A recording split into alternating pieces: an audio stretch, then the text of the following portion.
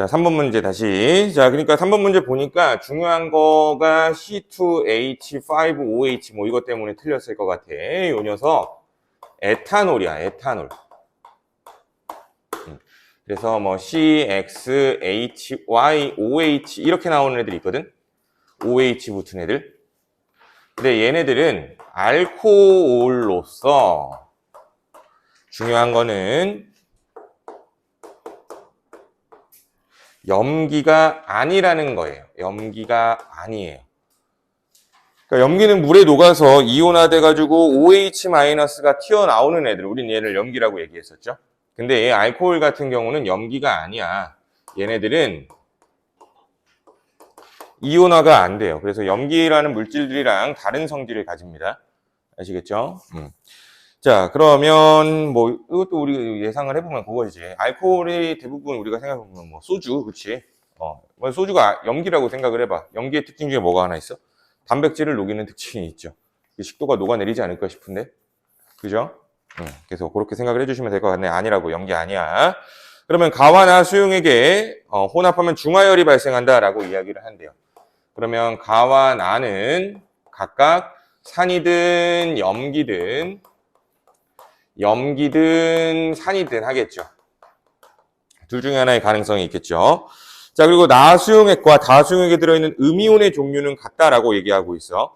그러면 나가 음이온 종류가 같아야 된다라고 하면 Cl-밖에 없지 않을까?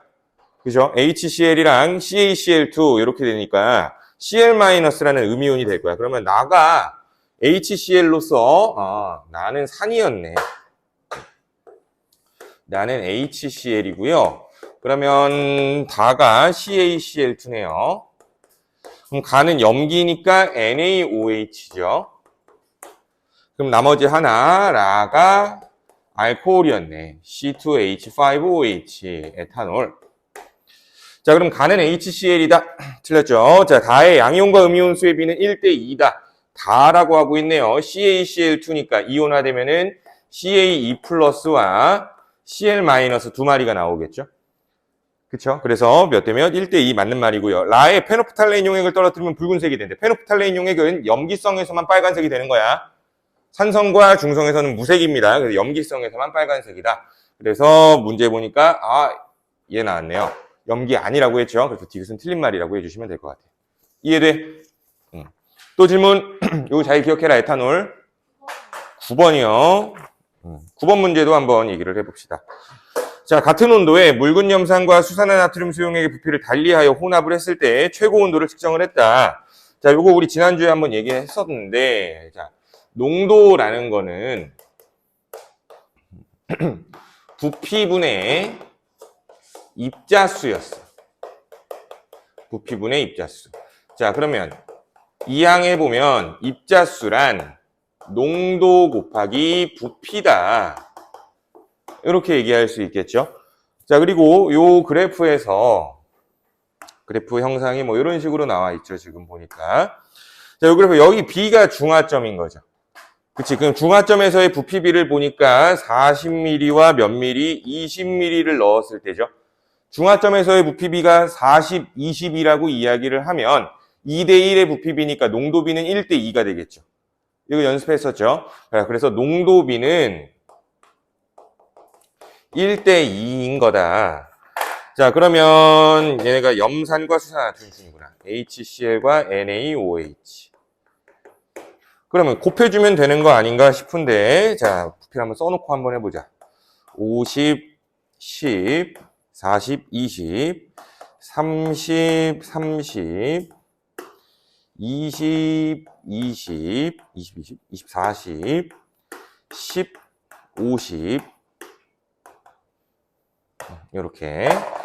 자, 그럼 여기서 봤을 때 이 부피에다가 뭐 해주면 돼? 농도비를 곱해주면 되는 거니까 결국 1은 곱하나 마나가 될 거고 2를 곱해주면은 20, 40, 60, 80, 100 이렇게 되는 거지. 자, 이걸 곱해주면 이것의 의미가 뭐라 그랬어? 개가 된다라고 그랬죠? 기억나니? 봐봐. 부피에다가 농도를 곱해주면 개가 되는 거야. 그래서 여기는 곱하나 마나니까 그냥 개라고 해주시면 되는 거고 40개 40개 반응해서 딱 맞춰 반응은 중화점이라는 얘기죠. 50개, 20개 반응했으니까 물 20개 만들었을 거고, 30개, 60개 반응했으니까 물 30개 만들었을 거고, 물 20개 만들었을 거고, 물 10개 만들었겠다. 뭐 이렇게 되는 거죠. 이해되니? 자, 그러면 보기 해석해볼게. 자, A의 페노프탈레인 용액을 떨어뜨리면 붉은색으로 변한다라고 이야기를 하고 있어. A가 여기네요, 요거. A에는 지금 산이죠? H 플러스가 30개 남아있겠죠. 그럼 페노프탈레인 용액은 무색이 될 거니까 기억은 틀린 말이고. 자, B의 반응 전 수용액에 포함된 H 플러스의 수랑 OH 마이너스의 수에서 H 플러스가 수가 많을 거래요. 자, B는 똑같죠, 개수는. 그러니까 중하점이 되는 거고. 그래서 니은도 틀렸죠. CDE에 들어있는 이온의 종류는 같을 거래요. CDE는 요 녀석들 말하는 거네. 그러면 염기고요, 염기죠. CDE는 그럼 염기라고 얘기한다면 들어있는 이온의 종류는 Na 플러스 Cl 마이너스는 구경꾼 이온이라 당연히 있어야만 하는 거야. 여기에 염기라고 했으니까 염기에 알자 이온 OH 마이너스가 있겠죠. CDE에는 이렇게 세 가지 이온이 들어있는 거예요.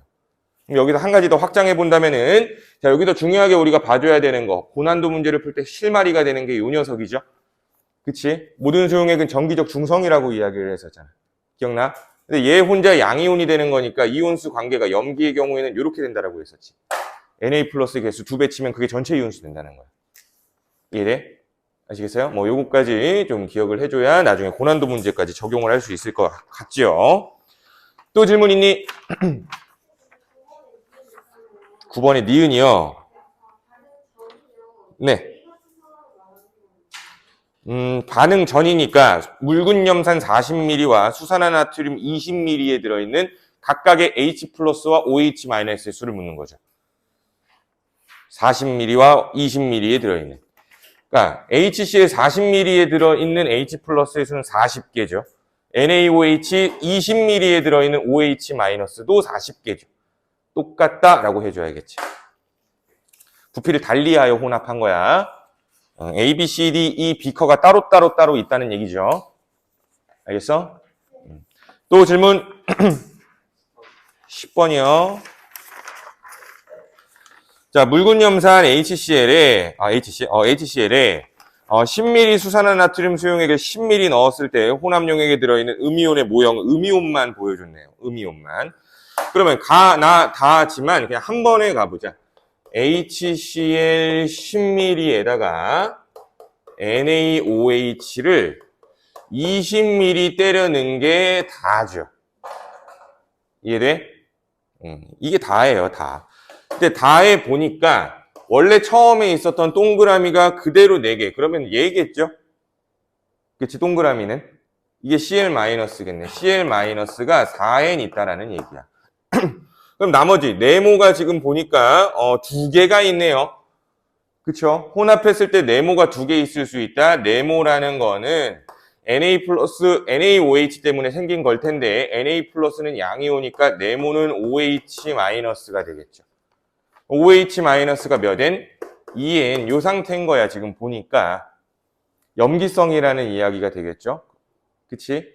여기서 우리가 확인해 보면 이렇게 되겠네. 결국에 H 플러스는 4N이 있었을 거야. 원래 혼합 전에 있었을 건데 얘가 모두 반응하고 OH가 2개 남았다는 얘기죠. 그쵸? 얘가 원래 2개 남았다는 얘기야. 그렇다는 이야기는 Na 플러스랑 OH 마이너스가 혼합 전에 몇 개씩 있었어야 가능한 거예요? 6N씩 있었어야 가능한 거죠. 그치? 1대1로 반응하는 거니까 4개가 다 반응하고 2개가 남았다라는 이야기는 원래 20ml에는 Na 플러스 6N, OH 마이너스 6N이었다는 얘기죠. 6N 중에 4N이 반응해서 2N이 남은 거니까. 이해돼? 그러면 결국에 NaOH 5ml당 3N이다가 되는 거네요. 이해되니? 자, 그러면 자, 기억해. 나의 액성은 중성이다라고 하고 있어. 그럼 나라는 이야기는 4N, 3N 섞은 게 나죠. 그치? 그러면 산성이겠네. 중성이 아니라. 자, Na 플러스의 B는 나랑 다가 1대2가 될 거래요. 당연한 소리죠. 5mm 넣은 게 나고요. 10mm 넣은 게 다니까. 몇 N인지 몰라도 그냥 1대2죠. 2배만큼 때리는 게 다니까. 무슨 말인지 이해돼? Na 플러스는 거기에 당연히 2배만큼 더 들어있었겠죠. 자, 그리고 다의 네모는 페노프탈레인 용액을 붉게 변화시킬 거래요. 다의 네모는 OH-니까 페노프탈레인 용액을 붉게 변화시키죠. 염기성은 페노프탈레인 용액이 붉은색이다. 아시겠죠? 또 질문 있어요? 없습니까? 없어요. 없어. 오케이. 자, 테스트 앞에 점수 좀 적어놔. 네, 쉬는 시간에 돌아다니면서 한번 볼게. 자, 그리고 숙제 안 한 사람 자수. 손 들고 있어. 내가 적을 때까지.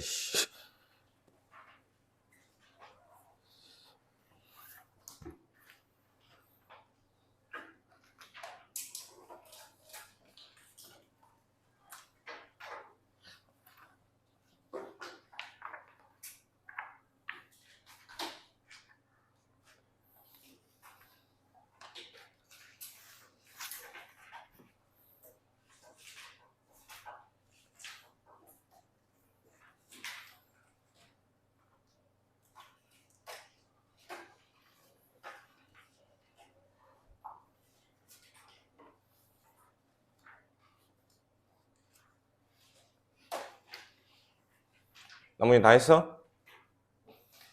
찬호, 그리고 형민이, 그리고 성훈이. 빨곤 없죠? 그래, 알았어. 자, 그럼 숙제에서 질문 받아보도록 하겠습니다.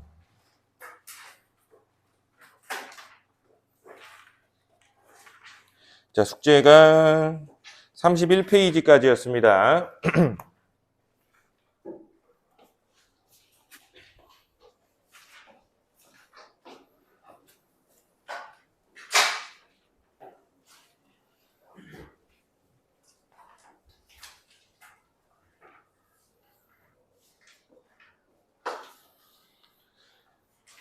숙제 질문 없어요?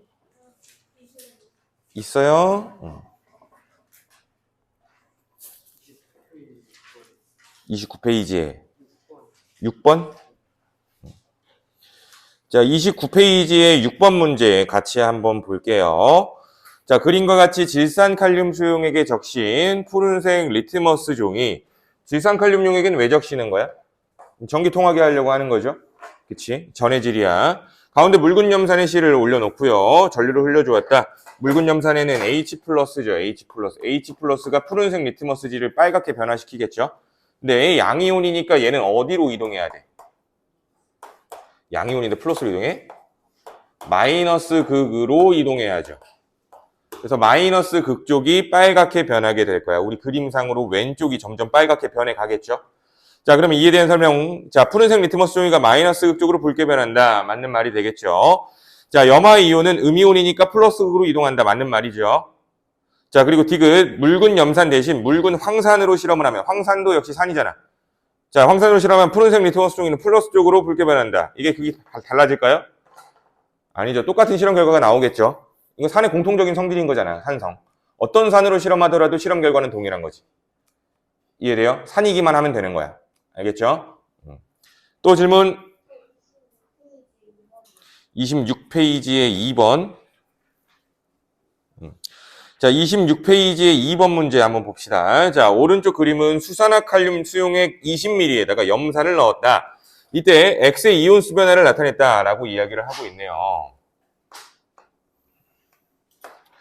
자, 20ml를 넣는 동안 X 이온수가 10ml까지는 없다가 20ml까지 넣으니까 이런 식으로 되고 여기에서 2N이다.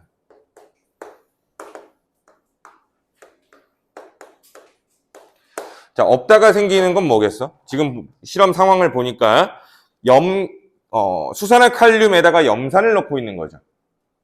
그치? 그럼 처음에 있었던 게 OH-일 거 아니야. OH-가 점점 줄어들겠죠? 왜? 들어오는 H 플러스 때문에. H 플러스는 처음에 개수 누적이 있어, 없어?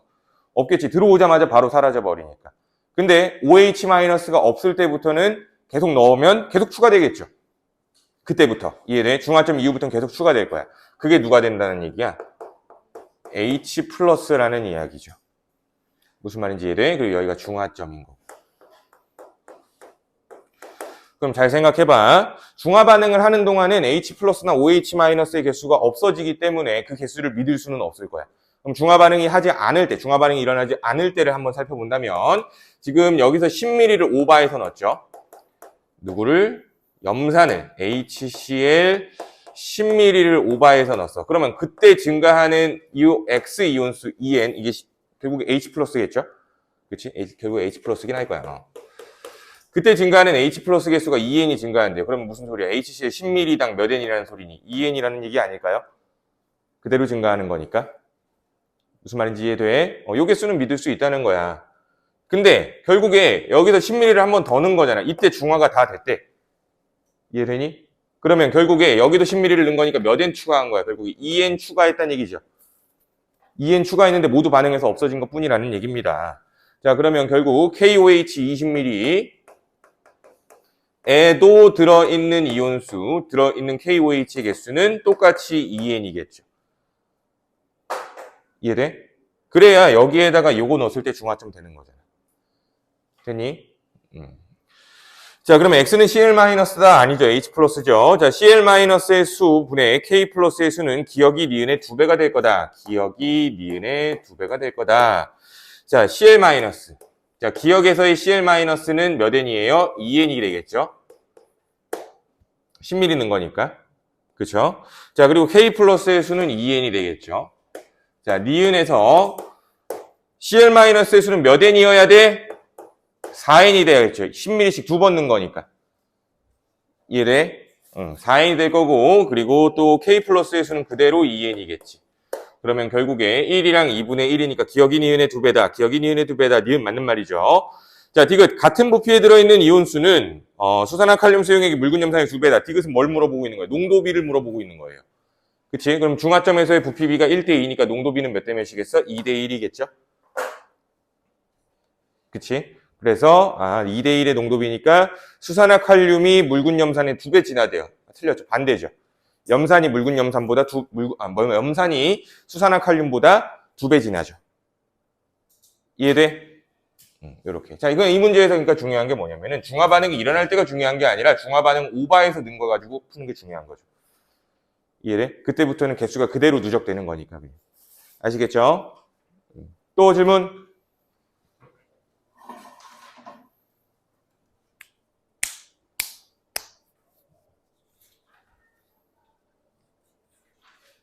없어? 오케이. 자, 없으면 오늘 진도 이제 나가보도록 하겠습니다. 자, 오늘은 32페이지 지질시대와 환경, 지질시대 환경과 생물 이 부분 좀 이야기를 해볼 거예요. 요거 하고 뒤에 자연선택까지 좀 더 이야기를 할 거예요. 자연선택은 뭐 별거 없어가지고 자, 그러면 지질시대부터 이야기를 시작해 보도록 합시다. 자, 그러면 우리가 지질시대라는 거는 뭐 성칸부리아대, 그리고 고생대, 중생대, 신생대 이런 시대를 말하는 거죠. 이 시대 엄청 과거란 말이죠. 그치? 근데 그 과거의 환경과 뭐 수륙분포 이런 걸 알아낼 수 있는 방법 중에 여러 방법이 있긴 하지만 가장 유용한 방법은 화석이겠죠. 과거의 흔적을 그대로 볼 수 있는 거니까. 그치? 그래서 우리는 화석에 대한 이야기부터 좀 얘기를 해볼 거야. 화석. 자, 그럼 화석에 대해서 첫 번째 생성조건 외워야 돼요. 자, 일단은 화석이 만들어지려면 개체수가 많아야 됩니다. 개체수.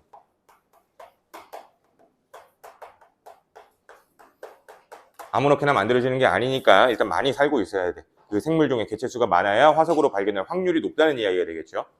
자, 그리고 또 단단한 부분이 있어야 되고요. 단단한 부분. 그래야 잘 눌러서 찍히겠죠. 그치? 그리고 그 흔적이나 유해가 가능한 빨리 묻혀야 되고요. 빨리 묻혀야 되고요. 자, 또 생각을 해보면은 그치. 화석화 작용을 받아야 된다. 당연한 얘기죠, 이건. 그러니까 화석화 작용이라는 거는 그 흔적이나 유해 이런 것들이 퇴적물에 쌓여서 계속 다져지고 굳어지고라는 거를 반복되는 게 화석화 작용이라고 이야기를 해요. 그러니까 화석화 작용이라고 해서 뭐 높은 열과 압력을 준다 뭐 이런 말이 아니야. 높은 열과 압력을 주면 당연히 화석이 남아나질 않겠죠. 그치? 화석화 작용 뭐 높은 열과 압력 이거 아니에요. 마음대로 그렇게 생각하면 안 돼. 그냥 묻혀서 다져지고 굳어지고 하는 과정을 화석화 작용이라고 생각해 주시면 될 것 같아요. 자, 그리고 또 하나. 그렇기 때문에 퇴적암에서만 발견이 되죠. 퇴적암에서만 발견이 되죠. 자, 우리 중학교 때 암석의 종류 3가지 배웠을 거야. 그죠? 화성암이라는 것과 변성암이라는 것과 퇴적암 이렇게 배웠을 거예요. 자, 화성암이라는 거는 마그마가 굳어서 냉각되어서 만들어지는 돌덩이를 화성암이라고 하고요. 변성암은 뭐예요? 이런 돌덩어리들이 결국에 높은 열과 압력을 받으며 변성작용을 거쳐서 입자의 크기가 달라지는 것들, 성질이 달라지는 것들, 이런 걸 변성암이라고 하죠. 변성암이랑 화성암 같은 경우에 결국에는 뜨겁단 말이야. 마그마 뜨겁죠. 높은 열과 압력 받아야 뜨겁죠. 그치? 자, 그러니까 이 변성암이나 화성암 같은 경우는 생물의 유해나 흔적이 묻혔을 때 이게 화석이 만들어질 수가 없겠죠. 남아나질 않겠지, 마찬가지로. 뜨거우니까. 이해돼요? 그래서 퇴적암에서만 만들어진다라고 이야기를 해주시면 될 것 같아요. 자, 그러면 두 번째. 화석의 종류. 자, 종류를 우리가 연구 가치가 있는 거 2가지로 좀 이야기를 해볼 건데, 표준 화석과 시상 화석, 이렇게 있어요.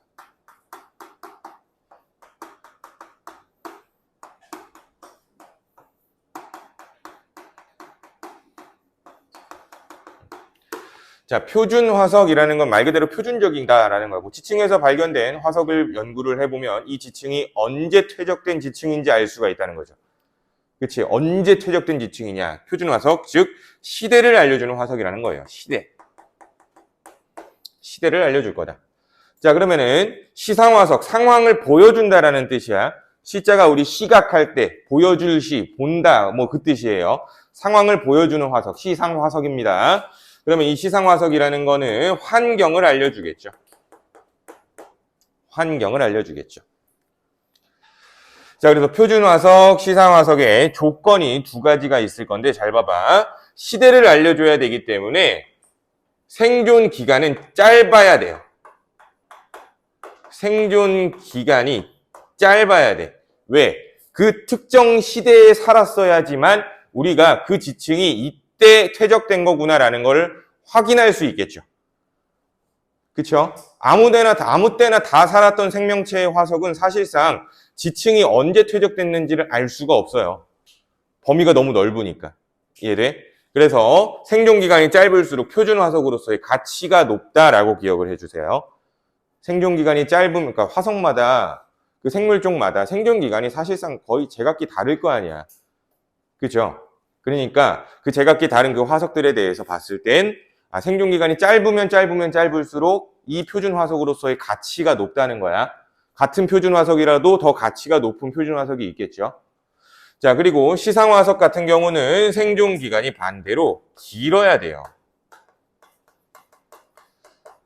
자, 그러니까 우리 환경을 알아야 되기 때문에 이 시상 화석은 생존 기간이 길어야 된다라고 이야기를 해요. 대표적으로 이야기하는 시상 화석이 2가지가 있거든. 고사리라는 것과 산호라는 게 있어. 고사리 알죠? 산호 알죠? 왜 알아 너네? 왜 알고 있어? 지금 있으니까. 지금까지 생존해 있죠. 그죠? 자, 그래서 우리는 이 고사리랑 산호가 어떤 특정 환경에서 잘 자라는지 알 수 있잖아. 그치? 그래서 생존 기간이 길어야 된다라는 이야기야. 환경을 잘 알기 위해서. 무슨 말인지 이해되죠? 그래야 생존 기간이 길면 길수록 시상 화석으로서의 가치가 높다. 이렇게 된다는 거죠. 자, 그리고 분포 면적.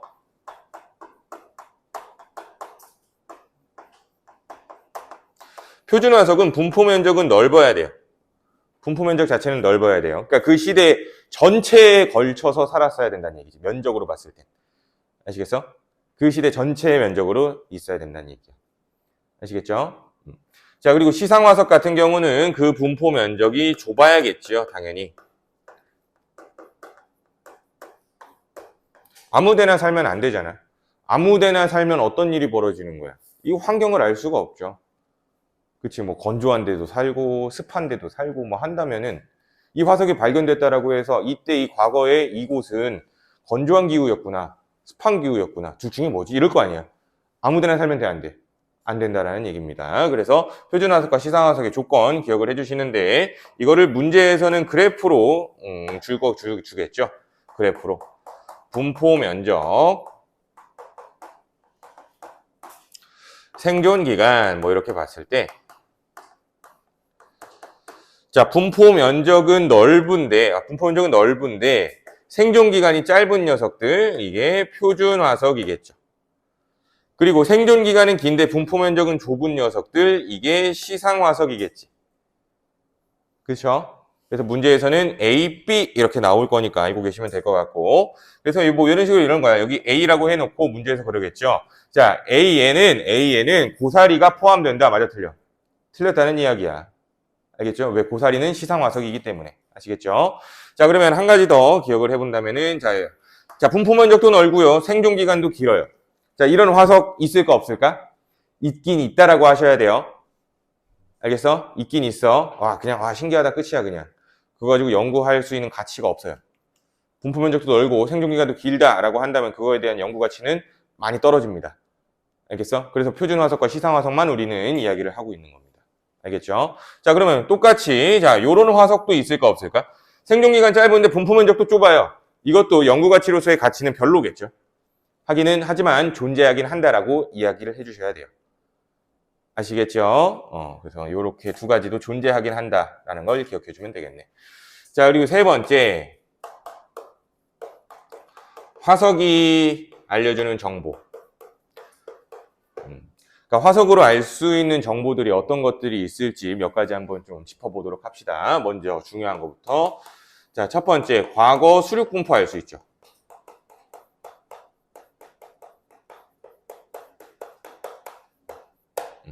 수륙 분포, 물과 육지의 분포를 말하는 거야. 그러니까 대륙의 이동을 우리가 좀 예상해 볼 수 있다라는 이야기가 되겠죠.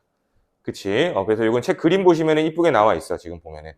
자, 중간에 지도 나와 있는 거 보면 뭐 남아메리카 대륙, 아프리카, 인도, 남극, 오스트레일리아 이 대륙들을 퍼즐 맞추기 하듯이 쭉쭉쭉 이어주니까 한 대륙이 됐죠.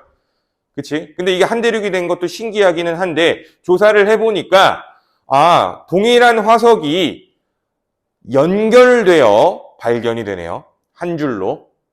이해돼?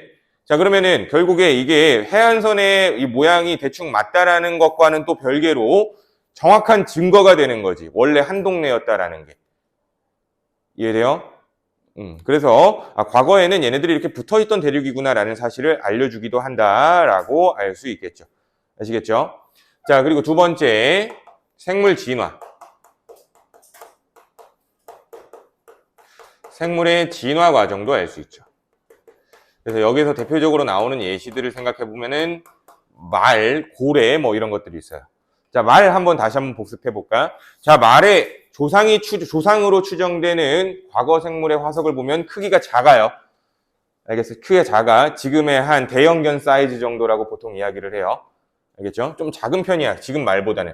그러니까 말의 화석을 연대순으로 쭉쭉쭉 나열을 해보니까 몸집이 점점 커지고 발가락 개수가 줄어들고요. 어금니 주름이 많아지고요. 등등 뭐 이런 특징들이 있었던 거야. 큰 특징들만 보면 이렇게 돼요. 그러면 이걸 우리가 어떻게 해석할 거야? 말이라는 녀석들은 이런 진화를 일어났는데 이걸 해석하는 방법은 이렇게 해석한다는 얘기죠. 숲에서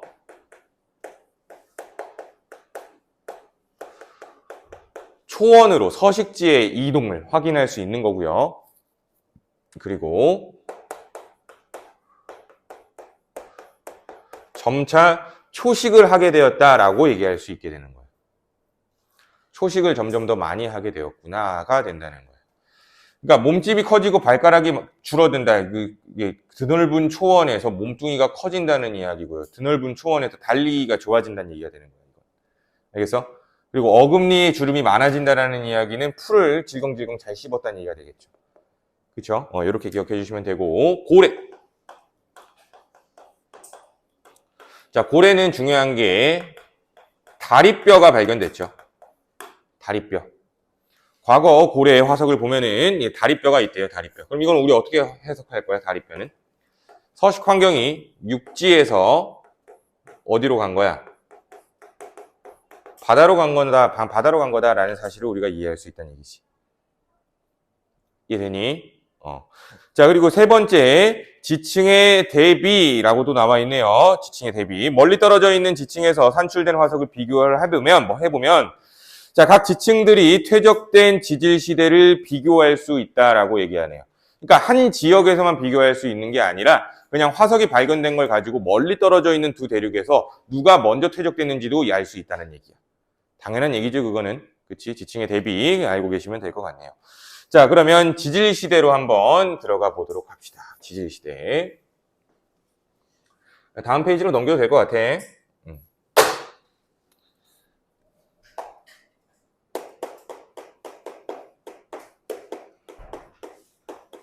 지질 시대의 특징. 자, 그래서 선캄브리아대, 고생대, 중생대, 신생대 요 녀석들의 전체적인 특징을 한 방에 좀 정리를 할 거예요. 한 방에 정리를 좀 할 거니까 잘 키워드 이쁘게 잘 적어주시면 좋겠네. 자, 그러면 선캄브리아대부터 한번 가보자.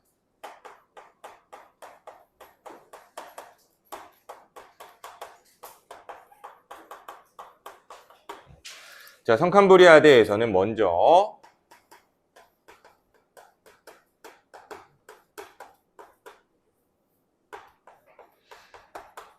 지질시대 중 가장 긴 기간을 차지합니다. 가장 길어요. 지질시대 전체를 100%라고 이야기를 했을 때 선캄브리아대가 차지하는 기간이 80%가 넘어가요. 90%에 육박합니다. 아시겠죠? 85인가? 88인가? 아무튼 그래. 매우 길어요. 전체에서. 아시겠죠?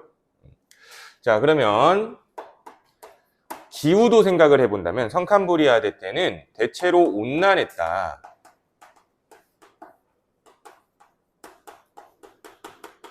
하지만 빙하기도 있긴 있었다. 근데 이 빙하기, 선캄브리아대, 고생대, 중생대, 신생대, 빙하기, 이거 외우기 좀 쉽지 않을 수도 있는데, 쉽게 하면 돼. 중생대에만 빙하기가 없어요. 나머지는 다 있다라고 보시면 돼. 알겠죠? 중생대 때만 빙하기가 없었어. 나머지는 다 있었어. 아시겠죠? 그래서 빙하기 있었다. 이 정도로 기억을 해주면 될 것 같고. 자, 선캄브리아 때 발견되는 화석 수가 다른 지질시대에 비하여 매우 적어요. 가장 긴 기간이었는데도 불구하고 발견되는 화석 수가 매우 적어요. 알겠어? 그러니까 발견되는 화석 수가 왜 적냐는 우리가 좀 잘 기억해 줘야겠죠. 왜 적을까?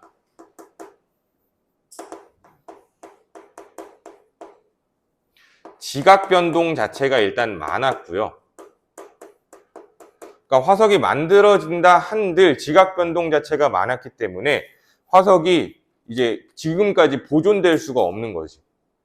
아시겠죠? 지각 변동 자체가 많았고 개체 수도 적었을 거고요.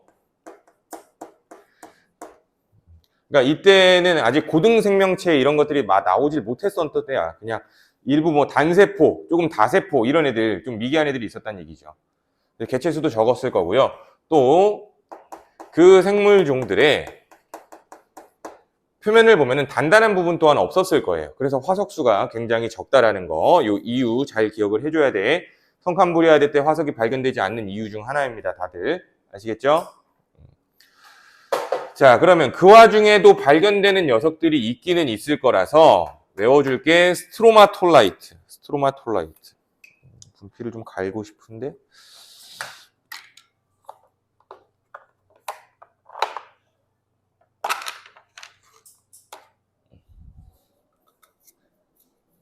스트로마톨라이트.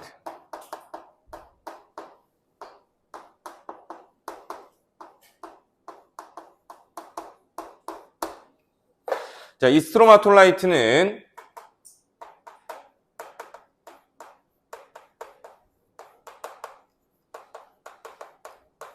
남세균의 흔적이에요. 남세균의 흔적. 그러니까 남세균 그 자체가 아니다, 얘들아. 예전에 이거 한번 내신에서 나와가지고 애들 다 틀렸던 적이 있어. 나도 좀 멘붕이었어. 말을 이렇게 꼬아놓으면 스트로마톨라이트는 남세균이다 이렇게 나온 적이 있어. 그러니까 남세균은 흔적입니다, 사실. 남세균 그 자체를 말하는 게 아니에요. 세균이 남아있는 게 아닙니다. 알겠죠? 남세균의 분비물들이 좀 굳어진 걸 말하는 거야.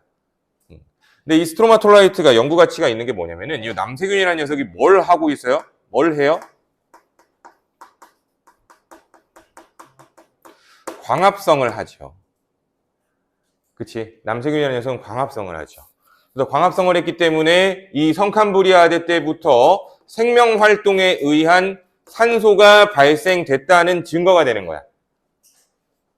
알겠어? 성칸부리아데 때부터 생명활동에 의한 산소는 이미 만들어지고 있었습니다. 아시겠죠? 느낌이 썩한데? 다행이다. 내가 마이크를 갑자기 켰나 안 켰나 기억이 안 났어. 아씨, 너무 다행이다. 자, 그럼 다시 자, 산소가 있었다. 근데 이 산소에 대해서 한 가지만 더 이야기를 해본다면은 이때 산소는 어디에 있어야 돼? 바닷속에 있어야 되는 거 계속 강조하고 있죠. 그치? 바닷속에 있어야 돼요. 그러니까 만들어지자마자 바다에 녹아 들어가고 있는 거야. 알겠죠? 그래서 바닷속에 산소 농도가 점점 진해지고 있었겠죠. 자, 그리고 또 하나. 에디아카라 동물군.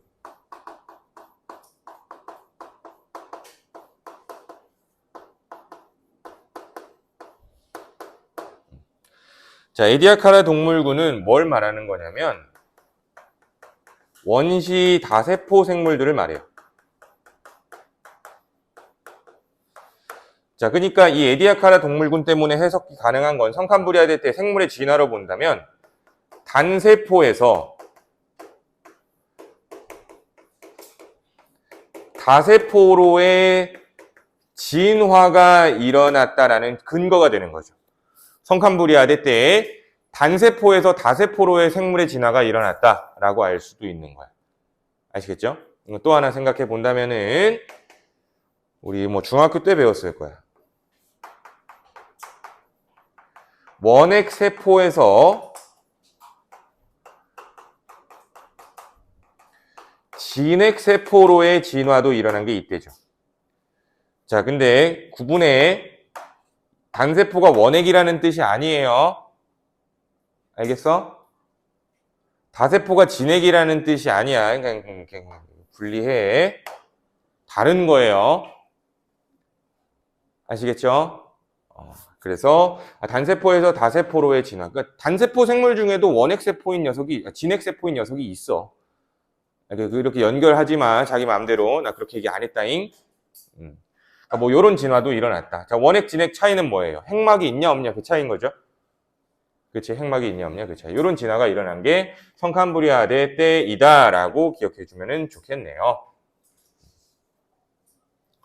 자, 그러면 이제 고생대로 한번 가보자. 고생대.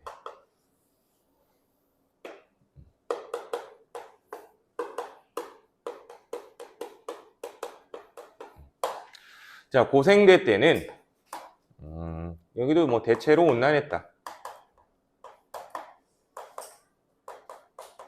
마찬가지로 빙하기가 있었고요. 고생대에서 수륙 분포에서 제일 중요한 거는 말기에 판계야가 형성된다. 이게 중요하죠. 말기에 판계야가 형성된다. 판계야, 초대륙이라고도 표현을 하고 지금 있는 대륙들이 모두 하나로 합쳐진 상태를 우리는 판계야라고 이야기를 하죠. 근데 이 판계야가 중요한 건 왜 중요하냐면 요거 때문에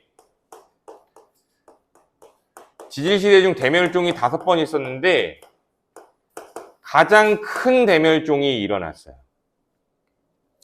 요거 때문에. 그러니까 고생대 말기의 대멸종이 가장 컸던 대멸종이에요. 아시겠죠? 요거 때문이야. 근데 이유를 좀 알아야겠죠? 자, 먼저 첫 번째. 판계야가 형성되면 왜 대멸종이 일어나냐? 이유.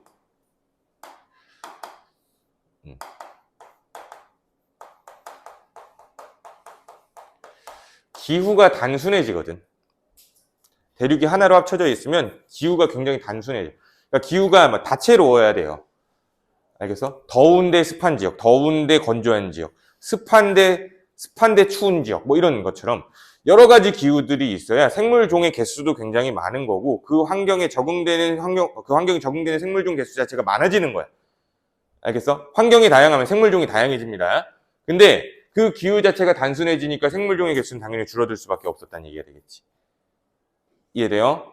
근데 기후가 단순해지는 이유도 한번 이해를 한번 해보자. 이건 뭐 굳이 그릴 필요는 없을 것 같아. 자, 대륙이 이렇게 떨어져 있게 되면은 여기가 적도고 여기가 북극이라고 하자. 북극. 자, 그러면 적도에 이렇게 바닷물이 이렇게 흐르죠. 그럼 바닷물이 흐르면 바닷물이 요로 통하면서 뭐 요로 빠지는 애도 있을 거고 요로 빠지는 애도 있을 거고 요로 빠지고 요로 빠지고 요로 빠지고 요로 빠지고 이런 식으로 해류가 굉장히 부딪히면서 뭐 소용돌이도 있을 거고 해류가 이런 식으로 굉장히 복잡해지는 거야. 나뉘어져 있으면. 알겠어? 그럼 해류가 복잡해진다라는 것 자체가 기후에 영향을 줄 수 있겠죠. 그치? 그리고 기본적으로 우리가 지구에서 에너지를 생각해 본다면 태양 복사 에너지가 적도 부근에서는 과잉되고 고위도 지방에서는 부족하잖아. 그렇죠? 그러면 저위도에서 고위도로 에너지를 수송해 주게 되는데 이렇게 나뉘어지게 되면 해류가 분산되는 거니까 이 수송이 조금 느려지겠죠. 그 말은 위도별 온도 차이가 많이 나게 된다는 얘기가 되는 거야. 위도별 온도 차이가. 알겠어? 그러니까 졸라 추운데 조금 추운데 덜 추운데 따뜻한데 좀 더운데 졸라 더운데 막 이런 데가 있다는 얘기죠. 이해돼? 이게 기후 자체가 다양하다는 소리 아니니? 이해되죠? 근데 만약에 이게 하나로 합쳐져 있다라고 생각을 해봐봐. 대륙이 하나로 합쳐졌어. 그러면 해류가 이렇게 가다가 그냥 할 수 있는 방법은 이런 식으로 찢어지는 것밖에 없을 거예요. 그럼 물이 굉장히 적도에 있던 따뜻한 바닷물이 극지방으로 아예 잘 섞이게 되는 거지. 그치? 그럼 잘 섞이면 위도별 온도차가 덜 나게 되겠죠. 그치? 위도별 온도 차이가 덜 나게 된단 말이야. 그러니까 여기가 뜨거워야 되는데 덜 뜨거워지고요. 여기가 차가워야 되는데 덜 차가워지는 거야. 위도별 온도 차이가 적게 나게 된다는 이야기는 기후가 단순해진다는 얘기가 되겠지. 무슨 말인지 이해돼? 응? 이해돼? 이렇게 생각을 해주셔야 돼. 그래서 판계야, 대륙이 하나로 합쳐지면 기후가 단순해지는 거구나. 그러니까 생명체한테는 별로 좋지 못한 상황이구나. 라고 기억을 해주시면 되고, 두 번째 이유가 또 있어. 해양 생명체들에 대해서 이야기를 해본다면은 해안선의 길이가 짧아지니까 대륙붕의 면적이 줄어들면서 결과 서식지의 면적이 줄어든다라고 이야기를 해. 봐봐, 이렇게 찢어져 있을 때는 해안선이 이렇게 돼 있는데 합쳐져 있을 때는 해안선의 길이가 짧아질 수밖에 없죠. 총 해안선의 길이가. 근데 바다를 생각해 본다면 대륙지각, 해양지각 뭐 이런 식으로 바다가 이렇게 채워져 있어. 여기가 대륙붕을 말하는 거거든. 해안선 근처의 얕은 바다, 여기를 대륙붕이라고 불러요. 근데 이 대륙붕이 대부분의 해양 생명체들의 서식지예요. 알겠죠? 여기가 대부분 해양 생명체들의 서식지라고. 근데 해안선의 길이가 짧아지면 당연히 지구 전체적으로 이런 대륙붕의 면적이 줄어들 수밖에 없겠죠. 서식지의 면적이 줄어드니까 당연히 생명체들은 뒤지겠죠. 무슨 말인지 이해되죠? 이렇게 기억해 주시면 될 것 같아요. 자, 그래서 요런 수족분포 변화 그리고 기후 변화 이런 게 있었고 이제 화석 얘기를 좀 해봐야겠죠. 화석 외울 게 좀 많아. 고생돼. 삼엽충, 갑주어, 필석, 방추충, 완종류, 양서류, 또 하나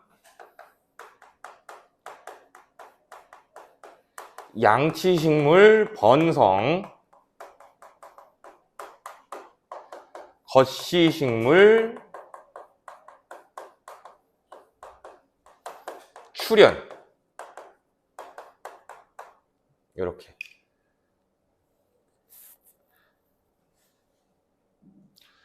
자, 요거는 뭐 외우는 방법 뭐 앞글자만 따서 외우기도 하고 뭐 그거는 자기 스타일대로 하시면 되는데, 나 같은 경우는 그냥 어떤 느낌으로 좀 알고 있냐면, 문제를 풀면서 삼엽충, 갑주어, 필석, 방출축, 완종류 뭐 이런 사진을 볼 거 아니야. 그치? 문제를 풀면서 외우시는 거야.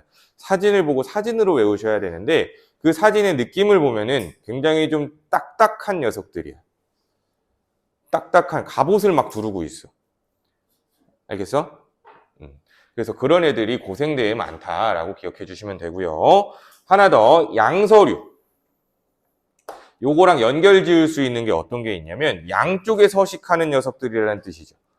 양쪽이라는 이야기는 물에도 살고 육지에도 살고 이런 말을 말하는 거야. 그래서 고생대 때 뭐까지 따라 나오냐면은, 최초의 육상생물이 출현한다.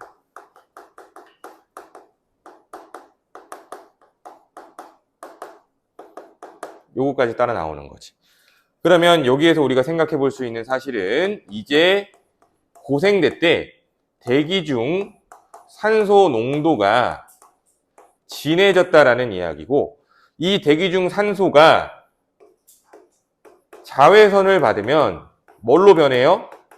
오존으로 변해요. 이 대기 중 산소가 자외선을 받으면 오존으로 변해. 즉 오존층이 만들어질 수 있었다는 얘기죠. 그 전까지는 육지에 자외선이 내리쬐기 때문에 생명체가 살아가기 적합한 환경이 아니어서 육상생물이 없었지만, 고생대 때가 돼서야 대기 중 산소 농도가 진해지고 이게 자외선을 받으면서 오존층이 만들어지면서 이제 육지에도 생명체가 살아갈 수 있는 환경이 되었다라는 얘기가 되겠지. 아시겠어요? 그럼 연결해서 얘기를 해본다면, 성칸브리아대 때부터 산소는 만들어졌었어. 근데 그때 산소는 어디에 있어? 바닷속에 녹아 들어가 있었던 거야. 그래서 바닷속의 산소 농도가 점점 계속 진해지다가 더 이상 바다에 산소가 녹아 들어가지 못하는 상태, 즉 바닷속 산소 농도가 포화되었을 때, 아시겠죠? 포화되었을 때 이제 바닷속에 녹아 있어야 되는 산소들이 대기 중으로 뿜어지기 시작했던 거고, 그래서 대기 중에 산소 농도가 증가하다가 오존층이 만들어졌다, 이런 말이 되는 거지. 아시겠어요? 오케이? 그래서 이렇게 좀 잘 외워주시면 되겠네요. 그 식물도 양치식물이 번성했다라는 이야기. 양치식물 대표적으로 고사리 있어요, 고사리. 자, 그리고 거시식물이 출현했다라는 것까지. 근데 이 출현이랑 연결되는 게 뭐냐면은, 이게 중생대로 넘어가면 얘가 번성해요. 출현과 번성은 연결됩니다. 알겠죠? 자, 그러면 그치. 중생대부터는 좀 쉬었다가 이어서 가도록 합시다. 잠깐 쉬었다 갈게요. 쉬는 시간.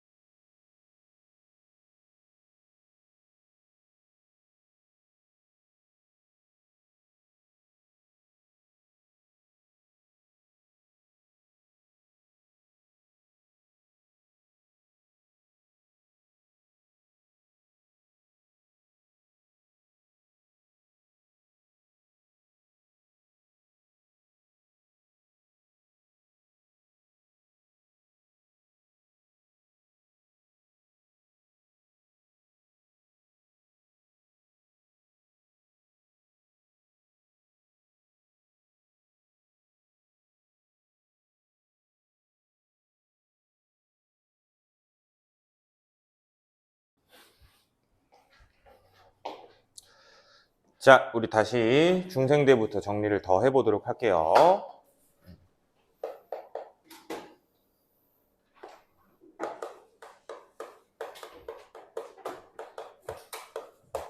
자, 중생대 때 중요한 거 온난했죠? 그치? 뭐 온난한 게 중요한 게 아니고, 중생대 때는 빙하기가 없었습니다. 중생대 때 빙하기가 없었어. 자, 그리고 시륵분포 변화도 생각을 해본다면은, 이때부터 이제 판이 좀 다시 벌어지기 시작을 해. 알겠죠? 고생대 말기 판기가 형성되고 중생대 들어서면서 판이 다시 벌어지고, 그때 벌어진다라는 건 이때 대서양과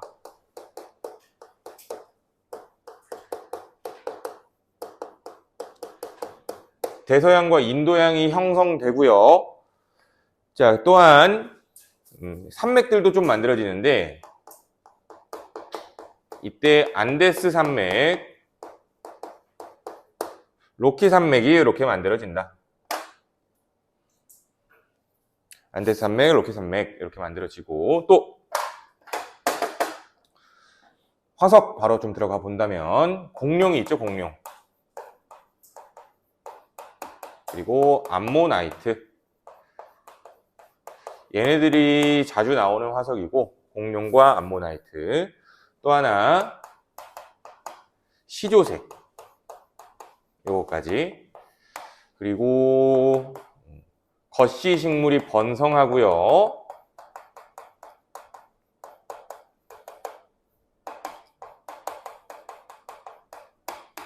그리고 또한 속시 식물은 출현한다.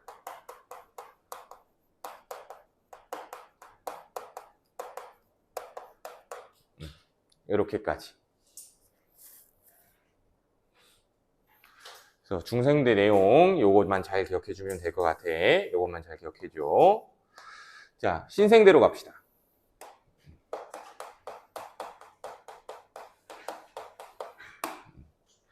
자, 신생대 때는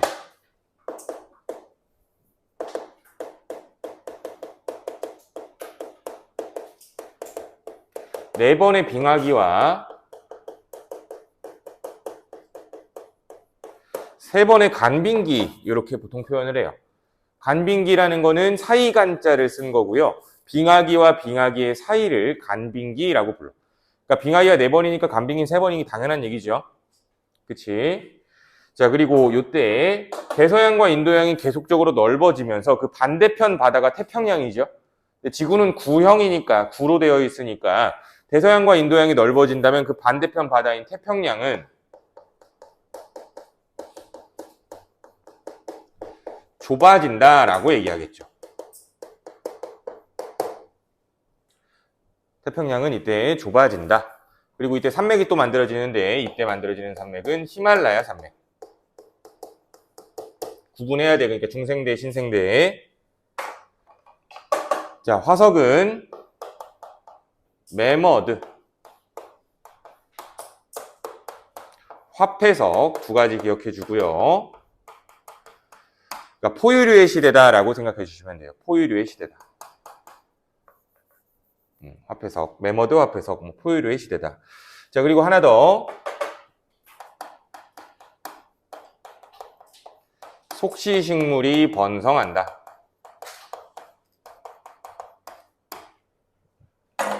그리고 하나 더.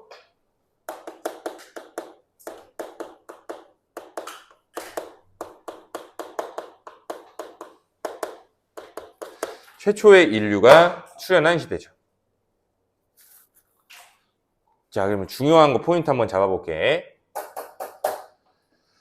자, 공룡, 파충류죠. 그치? 그래서 우리는 중생대가 파충류가 지구를 이제 정복한 시대다, 뭐 이렇게 얘기를 해요. 파충류의 시대다. 그러면 파충류의 시작은 언제였을까? 고생대였겠죠. 파충류의 시작은 고생대였어. 거기서 살아남아서 중생대 때 지구를 먹은 거죠. 이해돼? 그래서 문제에서는 그걸 어떻게 표현하냐면, 추가해놔. 작은 파충류들이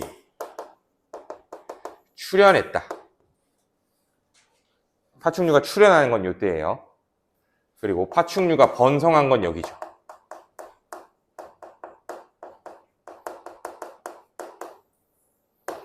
출현과 번성 이렇게 기억해줘. 자, 그리고 신생대도 와. 신생대 때는 매머드, 포유류죠. 그치? 그래서 신생대 때는 포유류가 이제 지구를 지배한 시대야. 자, 그런데 포유류의 그럼 출현은 언제야? 중생대겠지.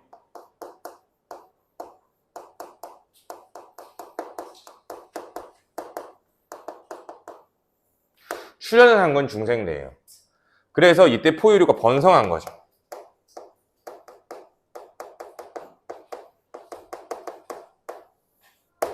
출현과 번성은 연결된다라는 것. 자, 그리고 하나 더. 시조새가 나와 있네요. 시조새. 자, 시조새라는 녀석은 파충류와 조류의 중간 성질을 갖고 있어요. 파충류의 성질도 가지고 있고 조류의 성질도 가지고 있어요. 예를 들어 조류처럼 날개가 있기도 한데 파충류처럼 이빨이 있기도 했어요. 알겠죠? 그게 중간 정도다라고 생각을 하시면 되는데, 그러면 시조새가 나와서 신생대 때 뭐랑 연결되냐면 이거 조류까지 추가해서 기억을 해주죠.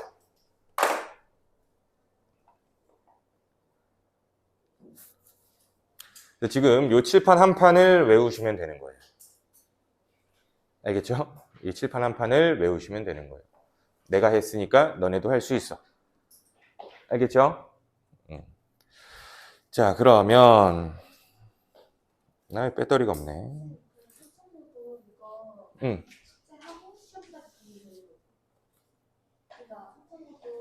아, 시험? 시험 봐야지. 배운 거 아깝잖아.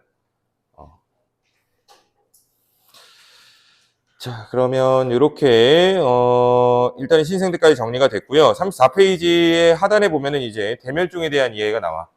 대멸종 간단하게 정리할 수 있을 것 같아. 대멸종 뭔지 알지? 다 죽었다라는 거. 대멸종이 지질시대 간에 생각해보면 5번 정도가 있었다라고 이야기를 합니다. 5번 정도. 자, 근데 이런 도표 밑에 생물 대멸종의 도표를 보면은 1차, 2차, 3차, 4차, 5차가 있죠. 그럼 중요한 거, 제일 먼저 중요한 건 뭘까? 제일 큰 게 몇 차예요? 3차죠. 그게 언제야? 고생대 말기 때. 알겠죠? 이게 1차적으로 먼저 중요한 거야. 대멸종에서 일단 제일 중요한 게 제일 큰 데가 언제라고? 고생대 말기. 이유는 판개화 형성. 기억해 주셔야 될 것 같고요. 자, 그러면 대멸종엔 규칙성이 있니? 자, 그래서 보기 이렇게 나오면 어떻게 할래? 자, 과거의 대멸종을 연구한다면 앞으로의 대멸종을 예방할 수 있다. 대비할 수 있다. 맞아, 틀려? 틀린 말이죠. 그치, 우린 그거 대비할 수 없어요. 대멸종의 규칙성이 없다라는 거 꼭 좀 기억을 해주시고요. 그리고 대멸종은 거의 무작위예요. 무작위. 그래서 그렇게 기억해 주시면 될 것 같고. 자, 그리고 대멸종 그 당시 자체에는 뭐 여러 가지 원인들이 있겠지만 생명체들을 다 죽이게 했어요. 그래서 생물 다양성이 급감하는 거죠. 결국에는. 근데 장기적으로 본다면 대멸종 이후에 다시 생물종의 수가 기존보다 늘어나게 됩니다. 급증하게 됩니다. 자, 이 말이 무슨 뜻이냐면은 우리 일상생활도 똑같죠. 일상생활도 계속 그냥 편하게 먹고 자고 호의호식하고, 그렇죠? 그러면서 그냥 아무런 굴곡 없이 인생을 살아간다면 사실상 발전이 없는 삶을 살 확률이 클걸? 난 그렇게 생각하는데, 어느 정도 힘듦을 좀 겪고, 그치? 어느 정도 좌절도 좀 해보고, 그래야 조금 더 단단한 인성을 가질 수도 있고, 그런 식으로 우리가 발전을 하는 거잖아. 그러니까 이게 생물 다양성도 마찬가지야. 그냥 계속적으로 무언가가 유지가 된다면 전체적인 생물 다양성에서는 발전이 없었을 거예요. 즉, 대멸종이라는 게 그런 시련을 줬다라고 볼 수 있겠죠. 그런 절망을 줬다라고 볼 수 있겠죠. 그래서 전체적으로 대멸종이라는 거는 생물 다양성을 증가시키는 원인이 된다라고 기억해 주시면 될 것 같아요. 아시겠죠? 대멸종이 있었기 때문에 현재 우리도 존재하는 거야. 아시겠죠? 만약에 중생대 이후에 대멸종이 없었다라고 생각해봐. 지구는 아직까지도 공룡이 살고 있었을 거 그냥. 그렇죠? 공룡이 옷 입고 다녔을지도 모르겠죠. 대멸종이 없었다면. 네, 대멸종이 계속 일어나게 되면서 결국에는 생물종의 진화가 계속적으로 일어났던 거고, 그리고 우리 앞으로도 대멸종이 분명히 있을 겁니다. 언젠지는 모르겠지만 그 지구의 지분이 또 인간이 아니라 또 다른 생명체가 또 차지할지도 모르겠지. 아시겠죠? 뭐 그런 것들 확대해서 좀 기억을 해주시면 좋을 것 같습니다. 됐죠? 그래서 대멸종에서 중요한 거는 크게 한 3가지 정도 이야기를 했네요. 제일 큰 대멸종은 고생대 말기, 이유는 판개화 형성, 그리고 두 번째 중요한 거는 대멸종으로 예측할 수 없다라는 것, 그리고 대멸종의 순기능이라는 거는 결국에 생물 다양성을 증가시키는 원인이 된다. 근거가 된다. 아시겠죠? 그렇게 기억해 주시면 될 것 같아요. 자, 그럼 뒤쪽에 문제 부분을 한번 몇 가지 같이 풀어보고 우리 뒤에 자연 선택까지 좀 나갈 겁니다. 자, 뒤에 내신에서 3번 문제 한번 볼게요. 문제 다지기, 내신이 아니라. 문제 다지기에 3번 문제 한번 볼게요. 자, 고생대의 표준화석이 아닌 걸 찾아보래요. 자, 그림 때문에 이 문제 보는 겁니다. 필석 이렇게 생겼어. 필석 고생대죠.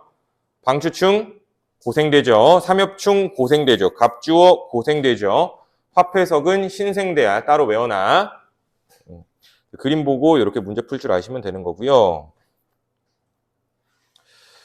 7번도 한번 해볼까요? 7번 대멸종 문제. 자, 대멸종과 생물의 다양성에 대한 설명으로 옳은 걸 골라봐라. 자, A 시기를 보면은 고생대죠. 그치? A 시기는 고생대. A 시기에 거치식물이 번성한대요. 양치식물이 번성하는 거죠. 자, A와 B 시기 사이에 삼엽충과 방추충은 멸종하였다라고 하고 있어요. 즉 고생대 말기에 고생대의 표준 화석이 되는 삼엽충과 방추충은 멸종했겠지. 그죠? 자, 그리고 디귿 C 시기에는 한 번의 빙하기가 있었다라고 하고 있어요. C는 신생대잖아. 신생대 빙하기 몇 번? 4번. 빙하기 외워야겠죠.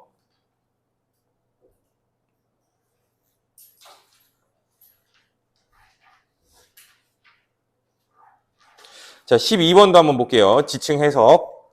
화석을 통해서 지층 해석하는 거야. 자, A는 고생대 때 퇴적되었대요. 맞는 말이죠. 그치? A가 퇴적된 걸 보니까 거기 안에 삼엽충이 들어있잖아. 그치? 그래서 고생대 때 퇴적됐다는 사실을 알 수 있고요. 기억 맞고. 니은 C가 퇴적될 당시에 이 지역은 한랭 건조했대라고 하고 있어요. 고사리는 시상화석으로서의 어떤 환경을 알려주냐면 한랭 건조가 아니라 온난 따뜻하고 습한 육지. 그치. 따뜻하고 습한 육지. 이렇게 얘기를 해줘야겠죠. 온난 다습이죠. 그러니까. 온난 다습. 반대 얘기겠네요. 자, 디귿. 이 지역에서 퇴적 환경은 바다에서 육지로 바뀌었다라고 얘기하고 있어. 자, A가 퇴적될 당시에는 바다였을 거예요. 삼엽충이 발견되니까. B가 퇴적될 당시에도 바다였을 거예요. 중생대까지는 이 지역은 바다였겠지. 발견되는 화석을 보아하니 암모나이트까지 발견되잖아요. 그런데 갑자기 C가 퇴적될 당시에 보니 육상생물인 고사리가 퇴적되어 있는 걸 볼 수 있네요. 그렇다는 이야기는 B에서 C로 넘어갈 때 환경이 육지로 달라졌다는 이야기고 이때 지층에 융기가 일어났다라고 표현하는 거예요. 땅이 솟아올랐다라고 표현을 한다는 거지. 아시겠죠? 이렇게 해석해 주시면 될 것 같아요. 자, 그리고 문제 풀면서 화석 그림 나와 있는 거 그림 좀 유심히 보세요. 그림을 외워야 돼. 알겠지? 그래서 이렇게 지질시대 문제 풀어주시면 돼. 결국은 외워서 푸시면 되는 겁니다. 아시겠죠? 그럼 이제 진화로 한번 가보자. 진화. 생물의 진화.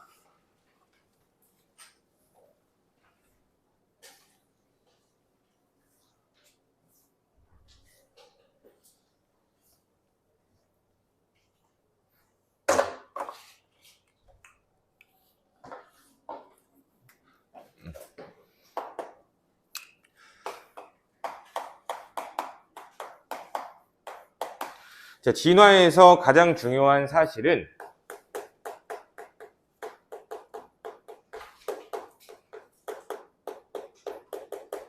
세대를 거듭한다라는 거. 그러니까 1세대, 2세대, 3세대, 4세대 쭉쭉쭉쭉 가면서 이게 누적되는 거예요. 어느 날 갑자기 일어나진 않아요. 그리고 또 중요한 거. 그러므로 유전자라는 게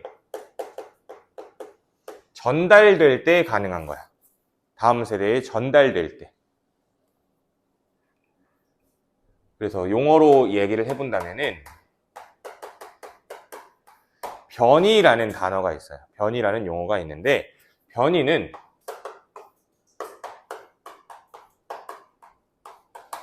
개체마다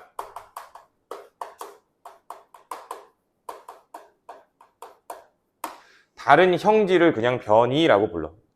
유전 용어야 그냥. 변이는 개체마다 다른 형질. 그러니까 우리도 지금 다 개체 변이가 있는 거죠. 왜? 우린 다 생김새가 다르잖아. 그쵸? 머리카락이 뭐 직모일 수도 있고 곱슬일 수도 있고, 그죠? 뭐 귓볼 모양이 붙어 있을 수도 있고 떨어져 있을 수도 있고 쌍꺼풀이 있을 수도 있고 없을 수도 있고 이런 것들을 다 하나하나를 다 변이라고 부르는 거예요. 아시겠죠? 그러면 이런 변이의 종류에는 두 가지가 있을 건데 유전적 변이와 비유전적 변이라는 게 있어요.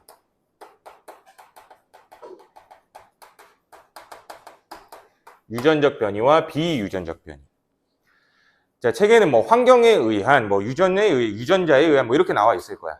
근데 이 단어로 용어로 표현하면 이렇게 표현이 됩니다. 자, 그럼 유전적 변이라는 거는 말 그대로 엄마 아빠 닮은 거 말하는 거죠. 그렇죠? 엄마 아빠 닮은 거. 즉 유전자 전달에 의한 거기 때문에 유전적 변이가 진화의 원동력이다라고 할 거야. 진화의 원동력이다. 유전적 변이는 진화의 원동력. 자, 그럼 비유전적 변이라는 거는 획득 형질, 그러니까 얻어낸 형질을 말한다는 얘기죠. 얻어낸 형질, 획득 형질, 혹은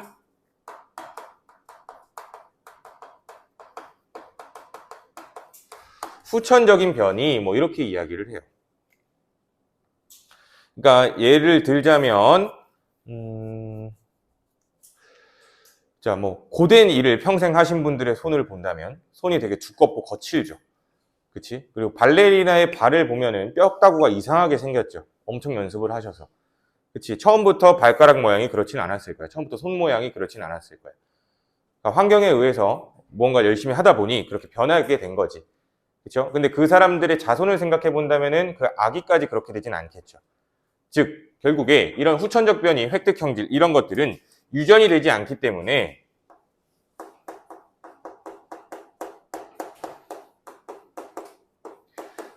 진화라고는 얘기할 수 없겠죠. 다음 세대로 전달되지 않는 형질이잖아요. 이해되죠? 그래서 진화의 원동력은 결국에 변이 중에서는 유전적 변이가 진화의 원동력이다 라고 기억을 해주셔야 돼요. 그래서 책에 예시로 이야기를 해본다면은 헷갈리는 게 하나가 있어. 유전적 변이는 뭐 달팽이 껍질, 달팽이 무늬. 자, 이건 유전적 변이에요. 근데 책에 나와 있는 호랑나비 무늬 있죠? 호랑나비 무늬.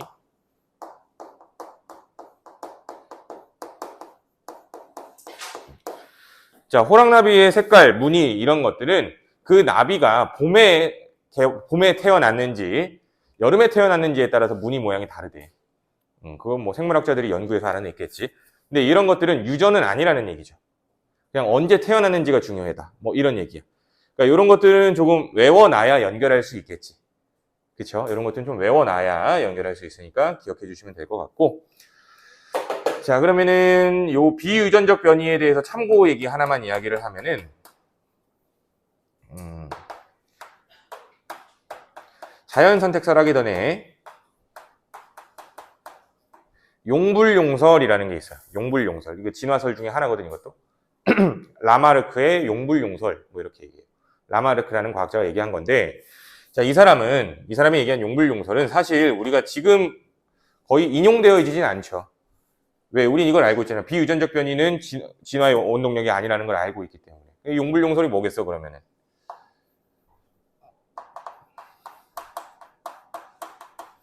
자주 쓰는 기관은 발달하고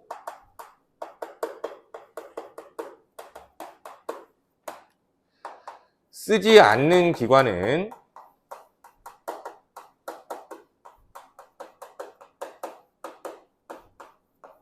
퇴화되는 거. 이걸 용불용설이라고 불러요. 근데 이 용불용설은 진화라고 하면 돼, 안 돼? 마찬가지로 진화라고 하면 안 되겠죠. 그치? 그래서 이런 설도 있다라는 거 알고 계시면 될 것 같고요.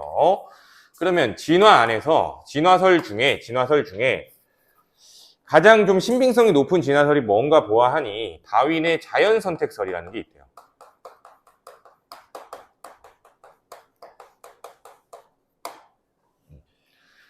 자, 그럼 이 자연선택설의 과정을 좀 한번 살펴볼 필요가 있겠죠. 그러니까 자연선택설은 사실 그 환경에 적응하지 못하는 녀석들은 도태되어 뒤진다, 뭐 이 뜻이에요. 아시겠죠? 그러면 하나하나 좀 과정을 볼게. 먼저 과잉생산,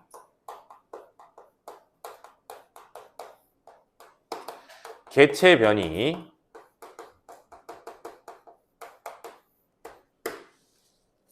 생존 경쟁,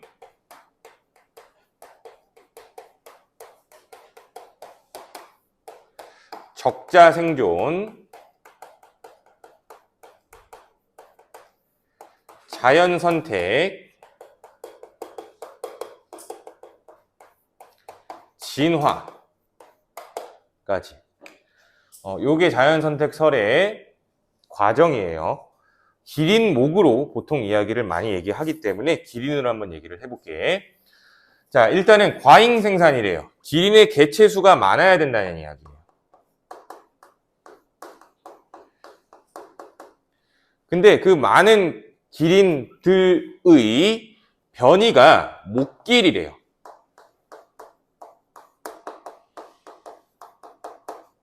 목이 긴 애들도 있고 짧은 애들도 있었다. 목 길이가 다양했어요. 그러면 개체수는 많은데 목 길이가 다양해. 얘네들은 먹이 경쟁을 할 수밖에 없겠죠. 개체수가 많으니까 일단. 그래서 경쟁이라는 걸 할 거야. 근데 이 나뭇잎을 먹을 때 중요한 게 결국에 목 길이가 되겠죠. 기린한테는. 높이 있는 나뭇잎까지 따먹을 수 있게 되는 거니까. 그럼 이렇게 됐을 때 결국에 목의 길이가 긴 녀석들이 생존했을 거고요. 목 길이가 짧은 녀석들은 도태됐겠지. 죽었을 거야. 그래서 요 생존까지 가는 거죠. 그러면 결과적으로는 요 생존한 녀석들끼리 교배를 하여 자손이 생겼을 거고요. 그 자손들이 계속 이 세대를 반복하는 거지, 그 동네에서. 이해돼? 근데 그렇다 보면은 요 목 길이가 짧아서 도태되어 있는 녀석들의 유전자는, 목 길이가 짧게 만들어지는 유전자는 요 기린 유전인자에서 없어지는 거야. 결국에는 자손을 만들지 못하고 죽을 거니까. 이해돼? 그래서 이게 몇 세대 계속 거듭하다 보면은 그 지역의 기린의 목 길이는 길어질 거다라는 이야기가 되는 거죠. 왜? 길어진다라고 표현을 했지만 개체 한 마리가 목 길이가 점점 길어지는 게 아니고 결국 그냥 목이 짧은 애들이 점점 뒤지는 걸 말하는 거죠. 그러다가 목 길이가 긴 애들만 남아있다는 얘기가 되는 거고, 그 다음 세대도 마찬가지로 목 길이가 긴 애들끼리 교배가 됐을 거니까 결과적으로는 자손도 목 길이가 길게 나올 수 있다, 이 말이 되는 거죠. 이해돼? 이걸 자연선택설이라고 이야기를 해요. 근데 이 자연선택설에는 문제점이 하나가 있었어.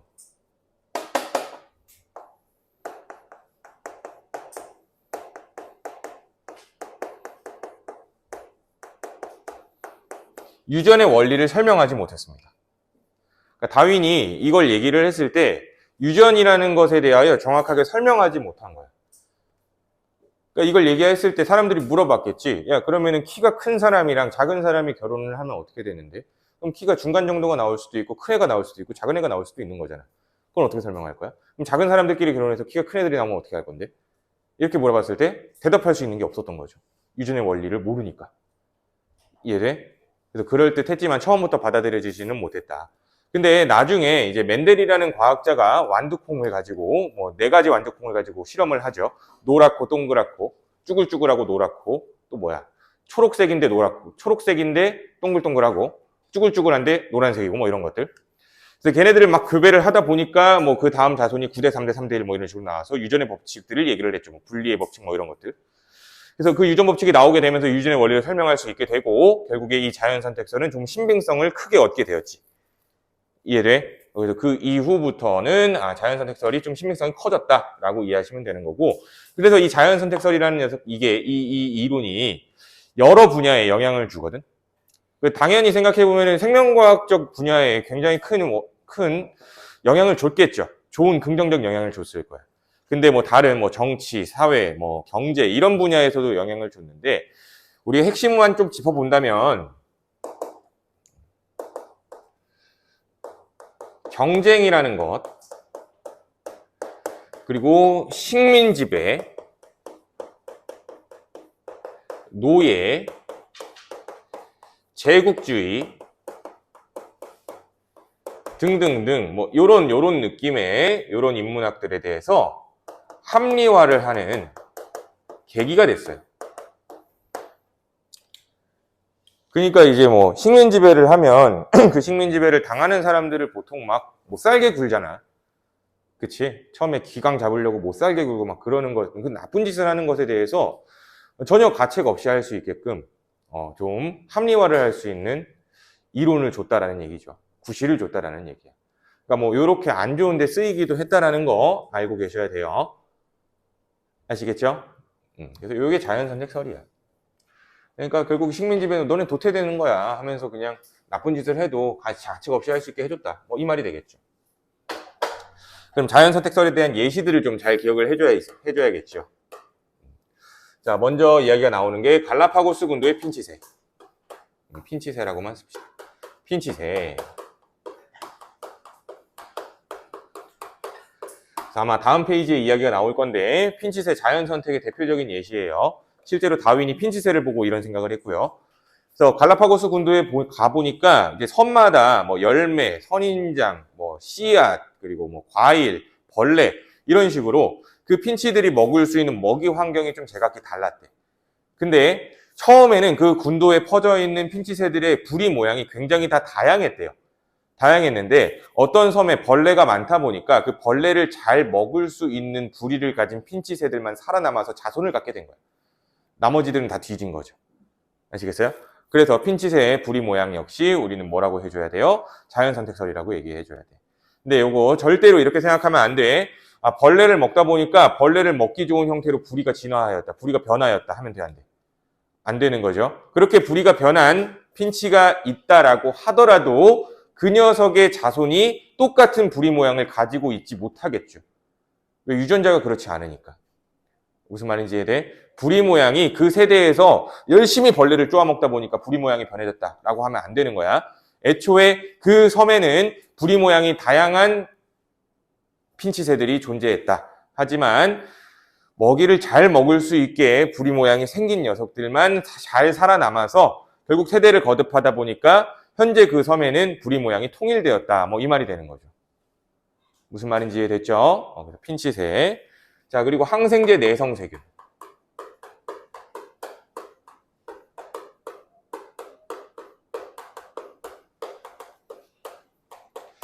자, 그 밑에 아마 나와 있을 거야. 항생제 내성을 가진다라는 거.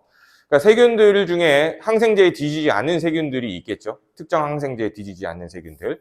그래서 그 세균을 죽이려고 항생제를 뿌렸더니 항생제 내성 세균은 안 죽고 남아있는 거야. 근데 세균이라는 거는 뭐 보통 이분법으로 분열을 하죠.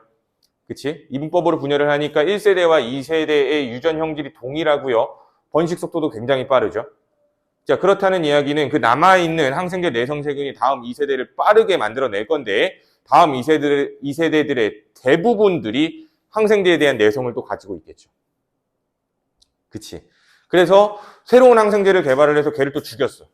근데 그 와중에 새로운 항생제에도 내성이 조금 있는 세균이 있었던 거야. 그럼 걔가 또 한 마리라도 살아남으면은 다음 2세대에는 또 그 항생제에 대한 내성을 가진 세균들이 더 많아지겠죠. 이해돼? 계속 항생제가 세냐, 세균이 세냐가 엎치락 뒤치락 하면서 지금 연구가 되고 있는 거야. 알겠어? 근데 결과적으로는 우리가 인간의 과학기술이 그 세균의 항생제 내성 자연 선택을 이길 수는 없겠죠. 그치? 그래서 지금 우리는 죽일 수 없는 세균들이 있습니다. 그런 것들을 슈퍼박테리아라고 불러.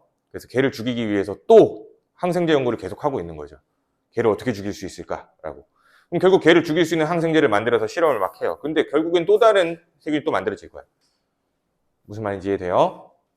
그래서 이런 식으로 항생제 내성 세균도 자연 선택이라고 생각을 해주셔야 되고요. 또 하나.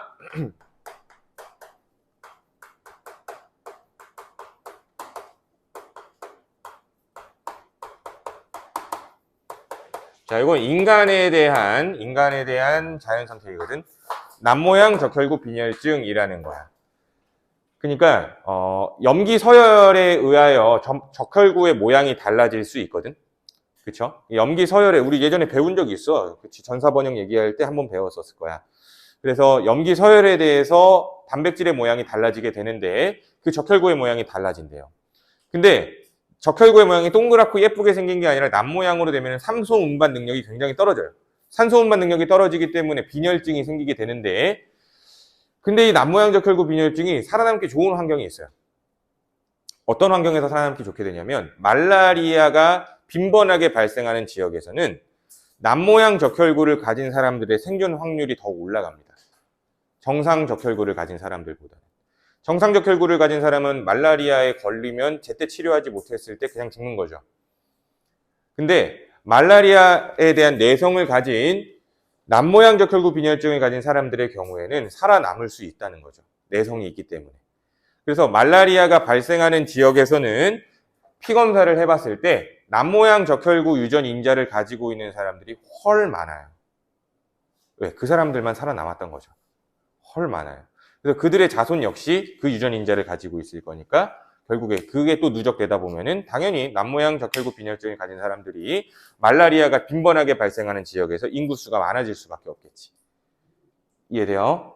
왜? 말라리아에 대한 내성을 가지고 있기 때문에 라고 보시면 될 것 같고, 또 하나 공업암화.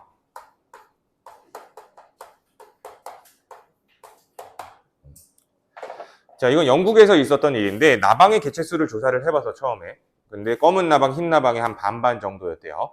근데 공업화가 진행되면서 매연이 막 내뿜어지고 벽 색깔이 어두워지고 나무줄기 색깔이 막 어두워지면서 검은색 나방은 보호색을 띠게 되고 흰색 나방은 이제 더 눈에 잘 띄게 된 거지. 근데 그러다 보니까 걔네들의 천적들한테 많이 잡아먹힌 건 흰색 나방들이겠죠. 그러면 검은색 나방은 잘 살아남아서 또 자손을 얻다 보면은 그 세대가 계속 반복이 되다 보면 그 지역의 나방들은 전부 다 무슨 색이 될까? 검은색이 되는 때가 오겠죠. 이해돼? 흰색 나방은 아예 나중에 자취를 감춰버리게 되는 거지. 무슨 말인지 이해되죠? 그래서 이 공업암화, 공업이라는 말이 붙었기 때문에 이걸 알지 못한다면 공업암화가 뭐지? 왠지 자연 선택은 아닌 것 같은데 라는 생각을 할 거야. 만약에 이걸 모르고 문제에서 직접 맞닥뜨렸을 때는 찍을 수밖에 없으니까 공업암화를 찍을 확률이 커요. 그래서 말씀드리는 거야. 공업암화라는 거는 자연 선택의 일종입니다. 아시겠죠? 톤이 어두워지는 거니까 나방의 색깔이 검은색 나방들이, 좀 어두운 색깔의 나방들이 보호색을 띄어서 결과적으로는 어두운 색깔의 나방의 개체수가 많아지는 걸 말한다라는 얘기죠. 이해되죠? 그래서 이런 게 자연 선택들에 대한 예시 정도다라고 보시면 될 것 같습니다. 아시겠죠? 공업 암화, 어두워지는 거. 아시겠죠? 자, 그러면 오늘은 일단 여기까지만 이야기를 하도록 할 거고요. 자, 숙제. 자, 숙제는 41페이지까지 해오시면 되고요. 자, 숙제가 더 있어. 그리고 서천고는 어차피 뭐 기말고사 시험 범위를 지금 좀 한 거기 때문에 조금 배려를 해드린다면 책 숙제만 해오시면 돼요. 책 숙제만 해오세요. 자, 그리고 나머지 친구들은 요거 다 해오셔야 됩니다. 그냥 받아도 되죠. 그래, 뽑은 김에 너도 받아.